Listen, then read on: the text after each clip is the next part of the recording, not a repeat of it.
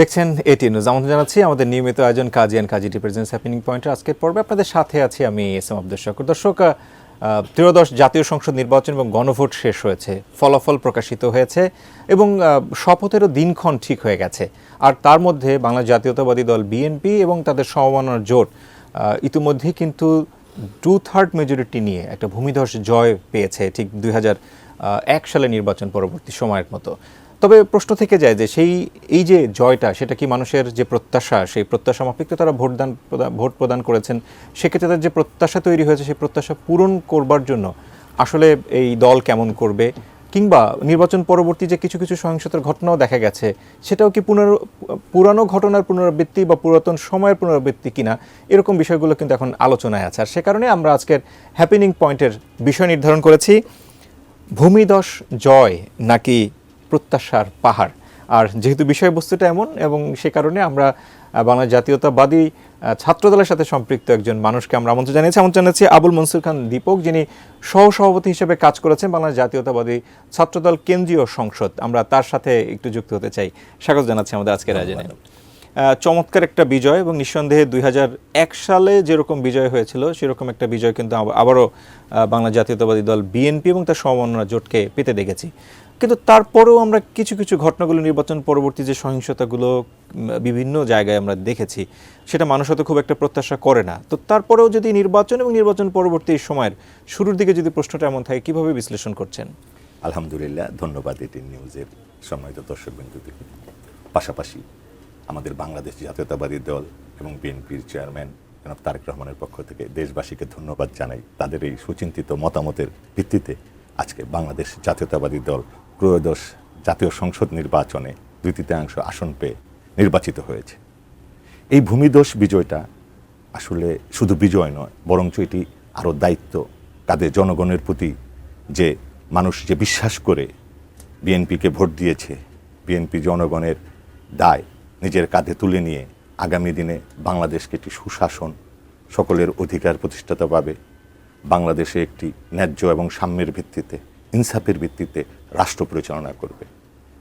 তারপরেও আপনার দলীয় প্রধান গতকালকেই কিন্তু আমরা দেখেছি যে একটা প্রেস ব্রিফিং করেছেন, সেখানে কিন্তু কি কি হবে কি কি হবে না সেসব বিষয়গুলো একটা স্পষ্ট বার্তা। কিন্তু গতকালকে রাতেই আবার আমরা দেখেছি যে বিভিন্ন জায়গাতে সেই যে প্রতিপক্ষের প্রতি হামলা কিংবা এই ধরনের কিছু বিশৃঙ্খলা, সেই দৃশ্যও কিন্তু আমরা দেখেছি। মানে এই সিদ্ধান্তগুলো আসলে কারা নিচ্ছে এভাবে? নির্বাচনের আগে এবং নির্বাচনের পরে আপনারা দেখতে পারবেন যে বিএনপির পক্ষ থেকে স্পষ্ট বার্তা ছিল, কারণ বিএনপি জনগণের ভোটেই বিশ্বাসী। বিএনপি বারবার বলেছে 5ই আগস্ট ফ্যাসিবাদী আন্দোলনের পরবর্তী সময়ে আপনারা দেখেছেন, যদি বিএনপির নামে কেউ কোনো অশান্তি অরাজকতা করতে চায়, সেখানে 7,500 নেতাকর্মীকে বহিষ্কার করা হয়েছে, অনেকে আইনের সোপর্দে করা হয়েছে, তাদের বিরুদ্ধে দলের পক্ষ থেকে মামলা করা হয়েছে। আমাদের চেয়ারম্যান তারেক রহমানের স্পষ্ট বার্তা, আমরা কোনো হিংসা প্রতিহিংসার রাজনীতি করি না। তার জ্বলন্ত উদাহরণ 5ই আগস্ট ফ্যাসিবাদী সরকারের পতনের পর আমাদের নেত্রী দেশনেত্রী বেগম খালেদা জিয়া তার পরের দিনই বক্তব্য দিয়েছিলেন, আপনাদের মনে আছে, যাকে সলিটারি কনভিক্টেড করে একটি ভুয়া মামলায়, মিথ্যা মামলায় সাজানো সাজা দিয়ে মৃত্যুর দিকে ধাবিত নিয়ে করেছে, তারপরেও তিনি প্রতিহিংসার রাজনীতি বাদ দিয়ে আমাদের দলের নেতাকর্মীদেরকে সহিংসতা এবং সহনশীলতার রাজনীতির কথা বলেছে। ঠিক তেমনি আমাদের চেয়ারম্যান তারেক রহমানকে মিথ্যা বানোয়াট মামলায় 17 বছর নির্বাসনে রেখেছিল, বাংলাদেশের রাজনীতি থেকে দূরে রেখেছিল, কিন্তু তিনি প্রতিটি মুহূর্তে এই দেশের রাজনীতির জন্য চিন্তা করেছে। তিনিও বক্তব্যে আমাদেরকে স্পষ্ট নির্দেশনা দিয়েছেন, কোনো প্রতিহিংসার রাজনীতি আমরা করব না, জনগণের ভালোবাসা, জনগণের ম্যান্ডেটই আমাদের সম্পদ। কাজেই এরপরেও যদি কোথাও আমি কোনো বিচ্ছিন্ন ঘটনা বলবো না, কারণ বিচ্ছিন্ন ঘটনাটা এড়ানোর একটা চেষ্টা, যে কোনো ঘটনাই ঘটনা। তারেক রহমানের স্পষ্ট বার্তা, কোনো ঘটনাকেই ছোট করে দেখা যাবে না, কোনো অনিয়ম, কোনো দুর্নীতি বা কোনো উচ্ছৃঙ্খল আচরণ তার দলের নেতাকর্মীকে তিনি বরদাস্ত করবেন না। তার এই স্পষ্ট বার্তা শুধু বার্তা নয়, তার এই স্পষ্ট বার্তার মাধ্যমে আগামী দিনের ভবিষ্যৎ প্রধানমন্ত্রীর কাছ থেকে দেশের প্রশাসনের কাছে দিক নির্দেশনা যায় যে যদি তার দলের বা কোনো কর্মী অন্যায় করে তাকে যেন ছাড় দেওয়া নেওয়া হয়। আর আমরা বিশ্বাস করি তার নেতৃত্বেই আগামী দিনে বাংলাদেশের সুশাসন প্রতিষ্ঠিত হবে। আপনি সুশাসনের কথা যখন বলছিলেন, আমি একটু অন্যদিকে যেতে চাই। সেটি হচ্ছে যে এই যে একটা ম্যান্ডেট বা জনসমর্থন পাওয়া বা ভূমিধস বিজয় আমরা বলছি, এই ভূমিধস বিজয়টা কি আসলে বিএনপির প্রতি নিরঙ্কুশ মানুষের একটা ভালোবাসা, নাকি আগের যে সরকারের তাদের যে প্রতিহিংসা বা ভিন্ন রকমের রাজনৈতিক প্রেক্ষাপট তার প্রতি একরকমের ঘৃণা প্রকাশ, কিভাবে দেখেন এটা? আপনি বাংলাদেশ জাতীয়তাবাদী দল আপনারা জানেন যে 1971 সালে আমাদের মহান স্বাধীনতার ঘোষক শহীদ রাষ্ট্রপতি জিয়াউর রহমান বাংলাদেশের স্বাধীনতা ঘোষণা দিয়ে বাংলাদেশকে স্বাধীন করেছিল। ঠিক 1990 সালে স্বৈরাচার বিরোধী আন্দোলনে আমাদের নেত্রী, আপসহীন নেত্রী দেশনেত্রী বেগম খালেদা জিয়ার আপসহীনতার কারণেই বাংলাদেশ স্বৈরাচার মুক্ত হয়েছিল। ঠিক তেমনি দীর্ঘ 17 বছর ফ্যাসিবাদের বিরুদ্ধে বিএনপি চেয়ারম্যান তারেক রহমানের নেতৃত্বে বিএনপির শত শত নেতাকর্মী গুম, খুন, হামলা, নির্যাতনের শিকার হওয়ার পরেও বাংলাদেশের গণতন্ত্র, স্বাধীনতা, সার্বভৌমত্ব অর্জনের জন্য এই দলটি ভূমিকা অনস্বীকার্য। অর্থাৎ বাংলাদেশের স্বাধীনতা, সার্বভৌমত্ব এবং গণতন্ত্র কখনো বিএনপিকে বাদ দিয়ে হয় না। কাজেই বিএনপি জনগণের প্রতি আস্থাশীল ছিল। আপনার দেশনেত্রী বেগম খালেদা জিয়া ভিশন 2030 এবং আমাদের চেয়ারম্যান তারেক রহমান 31 দফার রূপরেখা বাংলাদেশে ঘোষণা করেছিল এবং বিএনপির ম্যানিফেস্টোতে আপনার স্পষ্ট উল্লেখ আছে যে আমরা এমন একটি সমাজ গড়তে চাই যেখানে জনগণ তাদের রাষ্ট্রের মালিকানা থেকে দীর্ঘ 17 বছর ভোট দিতে পারে নাই, তাদের রাষ্ট্রের মালিকানা থেকে বিচ্ছিন্ন হয়ে গেছিল। কিন্তু বিএনপি জাতির সাথে কমিটমেন্ট করেছে জনগণের ভোটে এবং সবার আগে বাংলাদেশের যে ভিত্তিতে যে সাম্যের বাংলাদেশ, যে সকলেই কথা বলার অধিকার পাবে, মত প্রকাশের স্বাধীনতা থাকবে, যার যার অবস্থান থেকে তিনি তার দৃষ্টিভঙ্গি দিয়ে রাজনীতি করতে পারবে, সকল ভিন্ন মতকেও বিএনপি সম্মান করবে। জনগণ বিশ্বাস করে বিএনপির কাছেই এই দল এবং এই দলের কাছেই এই দেশের স্বাধীনতা, গণতন্ত্র নিরাপদ। সেজন্য তারা বিএনপির তারেক রহমানের নেতৃত্বেই আগামীর বাংলাদেশ দেখতে চায় বলেই বিএনপির ম্যানিফেস্টোকে বিশ্বাস করি জনগণ আমাদের পক্ষে রায় দিয়েছে বলে আমরা বিশ্বাস করি। আমরা আরও অনেকগুলো প্রশ্ন আছে, সেই প্রশ্নগুলো করার চেষ্টা করব, তবে ছোট একটা বিরতি নিয়ে আপনার কাছে ফিরবো। দর্শক, আপনারা দেখছেন এটি নিউজ, উপভোগ করছেন Kazi and Kazi T presence happening পয়েন্টের আজকের পর্ব। আমরা ছোট একটা বিরতিতে যাচ্ছি, ফিরছি খানিক বাদই, সঙ্গে থাকুন।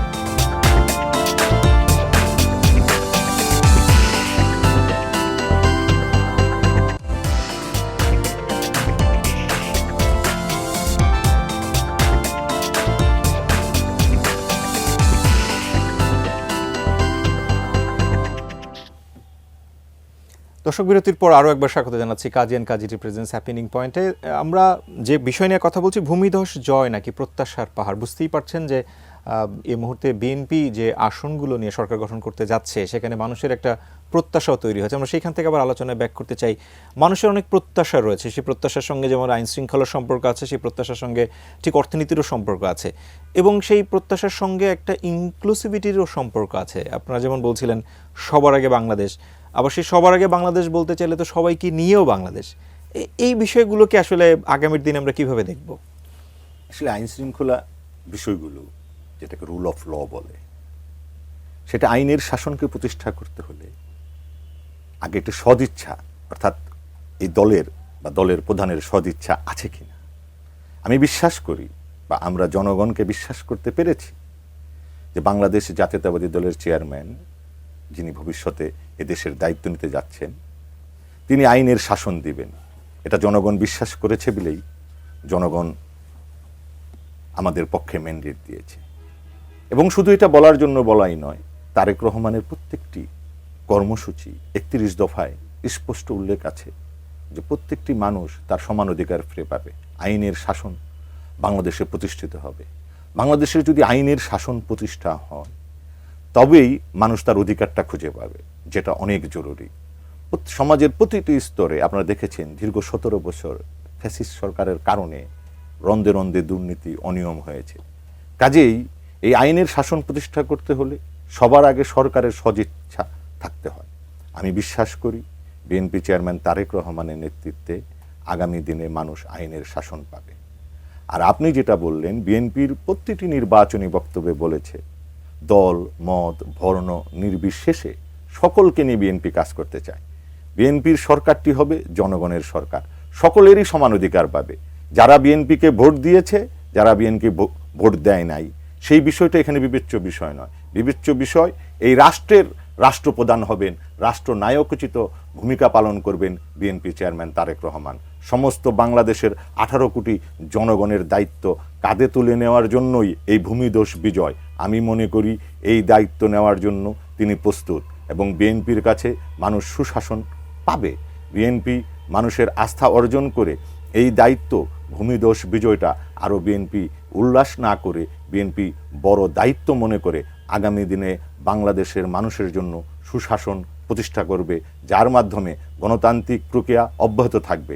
আপনি যেটা বললেন যে ভিন্ন মত বা অন্যরা রাজনীতি করার সুযোগ পাবে কিনা, যখন একটি টেকসই গণতন্ত্র স্থিতিশীল বা গণতন্ত্রের ভিত্তি অনেক মজবুত হয়, তখন সবাই গণতান্ত্রিক প্রক্রিয়া চর্চা করতে পারে। কাজেই বিএনপি কখনোই বলে নাই কোনো দলকে আইনের মাধ্যমে বা যে একটি স্বাক্ষরের মাধ্যমে কোনো দলকে নিষিদ্ধ করার পক্ষে বিএনপি না। বিএনপি জনগণের দল, জনগণ যেই সিদ্ধান্ত নেয় বিএনপি সেই সিদ্ধান্তের পক্ষে থাকে। কাজেই বাংলাদেশে আপনারা জানেন, যখন অতীতে বাকশাল কায়েম করে বাংলাদেশের গণতন্ত্রকে হত্যা করেছিল, তখনও কিন্তু আমাদের নেতা মহান স্বাধীনতার ঘোষক শহীদ রাষ্ট্রপতি জিয়াউর রহমান বহুদলীয় গণতন্ত্রের প্রবর্তন করেছিল। আমরা একটা জায়গাতে একটু যেতে চাই, অনুষ্ঠানে যেহেতু সময় খুব বেশি থাকে না, আমরা হয়তো অনেক বিষয়গুলোকে টাচ করার চেষ্টা করছি। সেটা হচ্ছে একটা সরকার যখন আসে, আমরা যারা সাধারণ মানুষ বা সাধারণ মানুষের কথা বলি, আমাদের অনেক সময় জানতে ইচ্ছা করে যে সরকারের তো একটা প্ল্যান থাকে, প্রথম 100 দিন খুব সিগনিফিক্যান্ট, এবং সেখান থেকে আমরা জাজ করার চেষ্টা করি যে আসলে সরকার কোন দিকে যাচ্ছে। প্রথম 100 দিনে বিএনপির নতুন সরকার যেটা আসতে যাচ্ছে, তাদের আসলে কোন কোন জায়গাগুলোতে প্রায়োরিটি দেওয়া উচিত বলে আপনি এই দলেরই একজন হয়ে কিভাবে ভাবেন? আমাদের বিএনপির চেয়ারম্যান দেশনায়ক তারেক রহমানের নেতৃত্বে প্রথমেই যে বাংলাদেশে যেটি প্রয়োজন, 100 দিন কোনো অনেক বড় সময় নয়। দীর্ঘ ফ্যাসিবাদীরা যে জঞ্জাল, প্রশাসনের যে অনিয়ম রেখে গেছে, কিন্তু 100 দিনের মধ্যে আমি বিশ্বাস করি বাংলাদেশের মানুষ বুঝতে পারবে তারেক রহমান বাংলাদেশের মানুষের জন্য সুশাসন দিতে প্রস্তুত। 100 দিনের কর্মপরিকল্পনায় জাতি বুঝতে পারবে তার নেতৃত্বে মানুষ তার অধিকারটা খুঁজে পাবে। আইনের শাসন নিশ্চিত করার জন্য দীর্ঘদিনের যে আইন শৃঙ্খলা বাহিনী যে পলিটাইজাইজেশন যে হয়ে, মানে রাজনৈতিক ব্যক্তির দ্বারা প্রভাবিত হয়ে অনেক সময় অনিয়মের মানে সেটা কি খুব অল্প সময়ের মধ্যে সিগনিফিক্যান্টলি কোনো পরিবর্তন করা যাবে? সেটা অল্প সময়ের মধ্যে সবাই মেসেজ পেয়ে যাবে। অর্থাৎ দলের কোনো লোক যদি অনিয়ম বা কোনো অসঙ্গতি কোনো কাজকর্ম করতে চায়, দল কখনো তা বরদাস্ত করবে না। এবং এই সাম্প্রতিক সময় 2-1 দিনে যে ঘটনাগুলো ঘটেছে, সেটা কি খুব একদমই চোখে পড়ার মতো কোনো শাস্তি কিংবা আপনাদের তরফ থেকে বা সরকারের তরফ থেকে কি আমরা তার বিচারটা দেখতে পারবো? অবশ্যই। আমি আপনাকে স্পষ্ট বলছি, আপনি হয়তো জানেন, আপনাদের মিডিয়াগুলো তো প্রচার করেছে যে নির্বাচনের আগ মুহূর্তেও ফ্যাসিবাদী সরকার পতনের 14 মাস থেকে 18 মাসের মধ্যেই তো নির্বাচন হলো। সেখানে বিএনপির 7,500 নেতাকর্মী বহিষ্কার হয়েছে। বিএনপির শীর্ষ পর্যায়ের কোনো নেতৃবৃন্দ সম্বন্ধেও যদি কোনো অভিযোগ আসে, সঙ্গে সঙ্গে তাকে শোকজ এবং বহিষ্কার শাস্তির আওতায় আনছে। এটাই তারেক রহমান। তারেক রহমান স্পষ্ট বার্তা, তার নিজের দলের লোকও অন্যায় করলে কোথাও তিনি ছাড় দিবেন না। তার প্রমাণ বিগত সময়গুলোকে দেখিয়েছেন। সামনে হয়তো তখন সাংগঠনিকভাবে বহিষ্কার করার সুযোগ হয়েছে বা আইনি ব্যবস্থা নিয়েছে, কিন্তু তিনি যখন সরকারে থাকবেন তখন সাংগঠনিক ব্যবস্থা এবং আইন প্রয়োগ, সেটা দলের লোকও যদি কোনো অন্যায় করে সেখানে কোনো ছাড় পাওয়ার সুযোগ নাই। একটা প্রশ্ন করতে ইচ্ছা করছে, 2001 সালেও তো একটা ভূমিধস জয় নিয়ে বিএনপি সরকার গঠন করেছে, তারপরে বেশ কিছু ভুল ত্রুটিগুলো হয়েছিল যেটা তাদের কত দীর্ঘদিন একটা সাফারিংসের মধ্যে রেখেছে। সেখান থেকে শিক্ষা নিয়ে কোন কোন জায়গাগুলোতে আপনাদের মনে হয় যে আরো বেশি জোরালো ভূমিকা রাখা দরকার? আপনারা দেখেছেন 2001 সালেও যখন তৎকালীন প্রধানমন্ত্রী মরহুমা দেশনেত্রী বেগম খালেদা জিয়ার নেতৃত্বে বাংলাদেশে সরকার গঠন করেছিল, প্রত্যেক সরকারের কিছু ভুল ত্রুটি থাকে। তখনও কিন্তু আজকে ছাত্রীদের বিনামূল্যে শিক্ষাকরণ এবং ডিগ্রি পর্যন্ত অবনৈতিকভাবে শিক্ষা ব্যবস্থা, নারী শিক্ষা ব্যবস্থার কিন্তু জাগরণ হয়েছিল। শিক্ষা ব্যবস্থায় নকল মুক্ত করার জন্য যে চ্যালেঞ্জ, সেটা বিএনপি গ্রহণ করেছিল। তারপরেও ভুল ত্রুটির ঊর্ধ্বে আমরা কেউ নই। আমাদের চেয়ারম্যান তারেক রহমান নির্বাচনী ম্যানিফেস্টোরে বলেছে, যদি আমরা অতীতে কোনো ভুল ত্রুটি করে থাকি, তা থেকে শিক্ষা নিয়েই আমরা আগামী দিনে বাংলাদেশকে সুশাসন দিতে চাই। বাংলাদেশের প্রত্যেকটি নাগরিক তার ন্যায্যতা খুঁজে পাবে, তার সাম্যের ভিত্তিতে সরকার পরিচালিত হবে। বিএনপি জনগণের ভোটে নির্বাচিত হয়ে জনগণের জন্যই কাজ করবে। একটি টেকসই অর্থনীতি, সামাজিক নিরাপত্তা, খাদ্য নিরাপত্তা নিশ্চিত, শিক্ষা, ক্রীড়া, প্রতিটি ক্ষেত্রে বিএনপি জনগণের দ্বারগোড়ায় সেবা পৌঁছে দিতে প্রস্তুত। সর্বোপরি বাংলাদেশের জন্য একটি সত্যিকারের গণতান্ত্রিক ব্যবস্থা ফিরিয়ে আনার প্রধান কাজ হচ্ছে যে মানুষকে আইনের শাসন নিশ্চিত করা। আমরা অনুষ্ঠানে যেহেতু একদম শেষের দিকে আছি, একটা জিনিস জানতে ইচ্ছা করে যে একটা রাষ্ট্র কাঠামোর মধ্যে প্রশাসনের ভূমিকা তো খুবই গুরুত্বপূর্ণ। সেক্ষেত্রে আমরা মানে যদি গত 54 বছরই দেখি যে প্রশাসনের লেজুর ভিত্তিক একটা কার্যক্রমগুলো কিন্তু আমাদের চোখে পড়েছে। তো এবারও কি সেরকম কিছু হবে যে প্রশাসন ঠিক সরকার বদলের সঙ্গে সঙ্গে যে তাদের পরিবর্তনের যে সংস্কৃতি, সেখানে আবারও ফিরে গিয়ে সরকার পরিচালনার ক্ষেত্রে যেভাবে আগে হয়েছে সেরকমই চলবে, নাকি নতুন কিছু দেখবো আমরা? অবশ্যই না। আপনারা দেখেছেন আমাদের চেয়ারম্যান তারেক রহমান, তিনি বলেছেন উই হ্যাভ এ প্ল্যান। এই প্ল্যান সবার আগে বাংলাদেশের উপর যে মূলনীতি ভিত্তি করে মানুষের যে চাহিদা অনুযায়ী প্রশাসনিককে আরও আধুনিকীকরণ করে তাদেরকে আজকে মানুষ সময়োপযোগী প্রশাসনকে তৈরি করে মানুষকে সুশাসন দেওয়ার জন্য। কিন্তু দীর্ঘদিন ধরেই তো একটা কাঠামোর মধ্য থেকে প্রশাসন বড় হয়েছে। হঠাৎ করে অল্প সময়ের মধ্যে এই প্রশাসনকে কিভাবে আপনাদের মতো করে চালানোর চেষ্টা করতে পারবেন? তাদেরকে দীর্ঘদিন ফ্যাসিবাদীর কারণে বা বিভিন্ন অনিয়মের কারণে প্রশাসনে একটা অস্থিরতা তৈরি হয়েছে। অবশ্যই উই হ্যাভ প্ল্যানের মধ্যেই তারেক রহমানের তার যোগ্য নেতৃত্বেই তিনি এটিকে একটি আমূল সংস্কারের মাধ্যমে তার সরকারের অন্যান্য সদস্য বা সবাই সেটাকে কার্যকরী ভূমিকা বাস্তবায়নের মাধ্যমেই তাদেরকে আধুনিক প্রশিক্ষণ বা বিদেশ থেকে ট্রেনিং করে বা মন মানসিকতা পরিবর্তন করে মোট কথা যখন দেখবে সরকার প্রধান একটি গণতান্ত্রিকভাবে তার সদিচ্ছা আছে দেশে একটি আইনের শাসন প্রতিষ্ঠা হোক, তখন অটোমেটিক সকল জায়গায় এর প্রভাব এবং ছোঁয়া পড়বে। আমরা বিশ্বাস করি একটা ভিজিবল হবে। আমরা যদি আগামীকালকে বাদে পরশুদিনই সকালে আমরা জানি যে প্রথমে সংসদ সদস্যদের শপথ হবে, এরপরে আবার বিকেলবেলা মন্ত্রী পরিষদেরও শপথ হবে, এমনটা আমরা জেনেছি। এবারের এই মন্ত্রী পরিষদে কি আমরা প্রত্যাশিত কিছু লোককে দেখব যাদের মাধ্যমে নতুন বাংলাদেশ গড়া যাবে? খুব সংক্ষেপে যদি বলেন। আপনারা জানেন যে বিএনপি অতীতেও সরকার পরিচালনা করার অভিজ্ঞতা আছে। এই বিষয়টি সম্পূর্ণ চেয়ারম্যান এবং দলের নীতি নির্ধারণের বিষয়। তবে অবশ্যই যেহেতু বিএনপি যে সুশাসন দিতে চায়, অবশ্যই সেখানে যোগ্য ব্যক্তিকেই আমাদের নেতা সেখানে মনোনীত করবেন, যাদের দেশপ্রেম এর প্রতি বিন্দু পরিমাণ কোনো সন্দেহ নেই, যাদের সততা নিষ্ঠা আন্তরিকতার কোনো অভাব নেই, যারা বাংলাদেশকে সুশাসন দিতে পারবে, বাংলাদেশের মানুষের জন্য কাজ করতে পারবে, বাংলাদেশের মানুষের জন্য আগামী দিনের প্রত্যেকটা মানুষ যেন নিজের অধিকার খুঁজে পায়, আগামী দিনে মানুষ যেন বাংলাদেশের গণতান্ত্রিক প্রক্রিয়ায় যে ভোট ব্যবস্থা দেখা যায় যে সেটা আসলেই হয় কিনা খুব আর্লি প্রেডিকশন করা হয়তো কঠিন। তবে আমরা নিশ্চয়ই পরিবর্তনগুলো চাইবো যে সেটি যাতে মানুষের ইতিবাচক হয়। আমাদেরকে সময় দেওয়ার জন্য আপনাকে অনেক বেশি ধন্যবাদ জানাচ্ছি। ধন্যবাদ। দর্শক, এই ছিল আজকের হ্যাপেনিং পয়েন্ট। নিঃসন্দেহে বাংলাদেশ এগিয়ে যাবে সেই প্রত্যাশা রেখে আজকের মতো বিদায় নিচ্ছি। নিজে ভালো থাকুন, ভালো রাখুন আপনার চারপাশ, ভালোবাসুন আপনার দেশকে। আল্লাহ হাফেজ।